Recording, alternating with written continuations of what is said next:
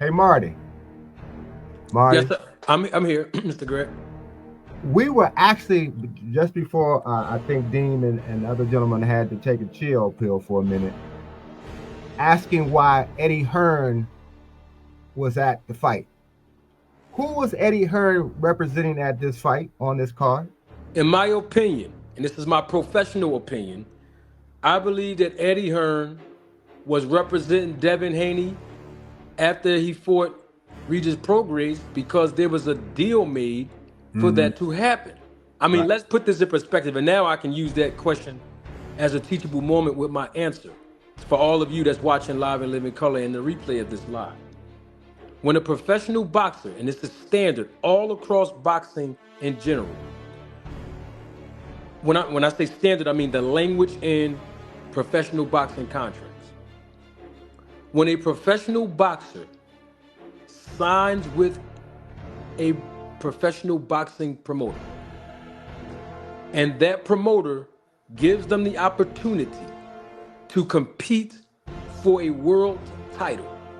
It doesn't matter who the sanctioning body is, that's not important.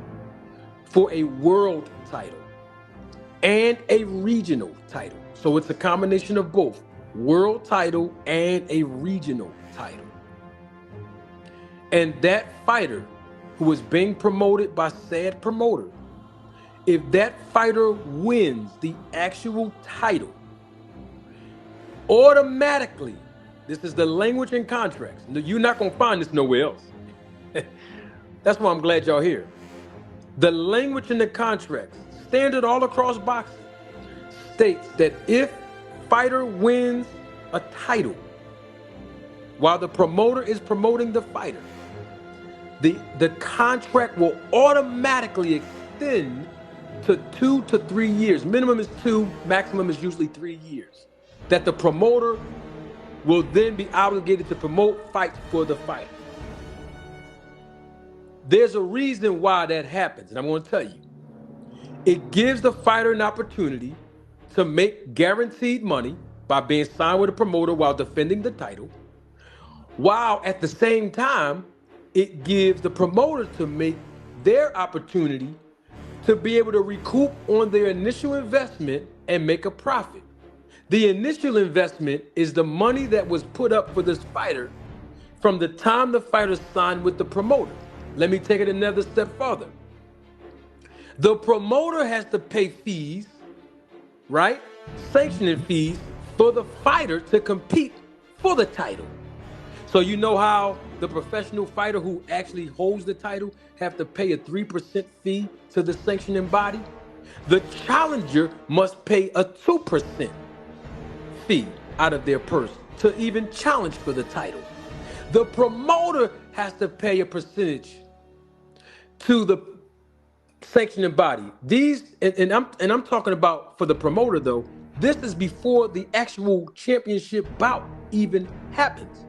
There are other costs and fees associated that the promoter has to pay the sanctioning bodies, which include the executive director or president or CEO of that actual sanction body, and three of their chosen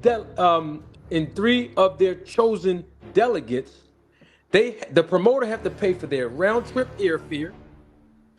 The promoter has to pay for their food as far as their meals, and the promoter has to pay for their room and board. And that's on top of the percentage that the promoter has to pay, or some sanctioned bodies have a flat fee that the promoter has to pay. So with all of these expenses that the promoter have to incur before their champion or their challenger for the title have to compete, they have to incur expenses and pay for that.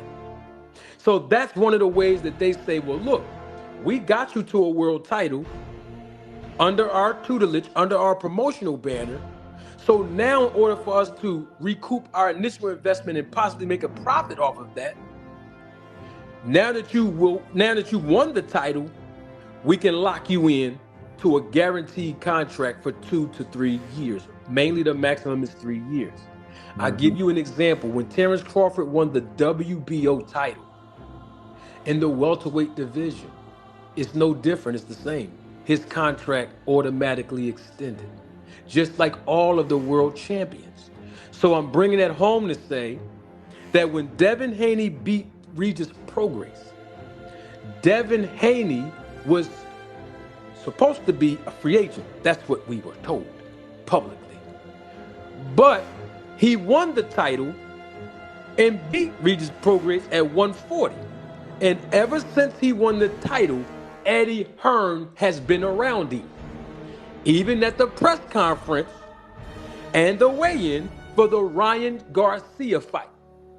And even right now on Friday night and on Thursday night, which was the weigh-in, Eddie Hearn was there, and he was sitting next to Devin Haney at the last press conference. Now we got Big Dose back up here. He made a statement. Now I'm going to prove something. When I said that Eddie Hearn is around for a reason, and DHP Promotions had nothing to do with the promotion of this card. And I know Big Dope said that DHP did. Now, I didn't see DHP's logo on none of the advertisement flyers. But that doesn't mean anything because anybody can have an LLC. What I'm getting at is if all of you look at your screen now, I'm going to show it to you. Go on and look at your screen. Everybody that's watching live, go and look at your screen.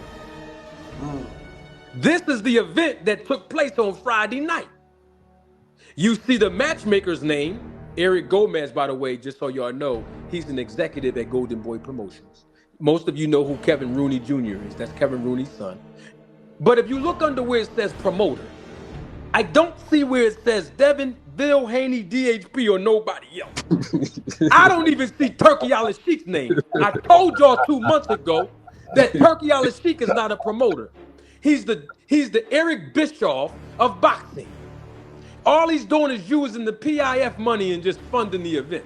But that's neither here nor there. The promoters for this card was Oscar De La Hoya and Eddie Hearn. I just figured, this from BoxRec. I didn't Photoshop this. This is from BoxRec. I want you to know I don't know how to do Photoshop.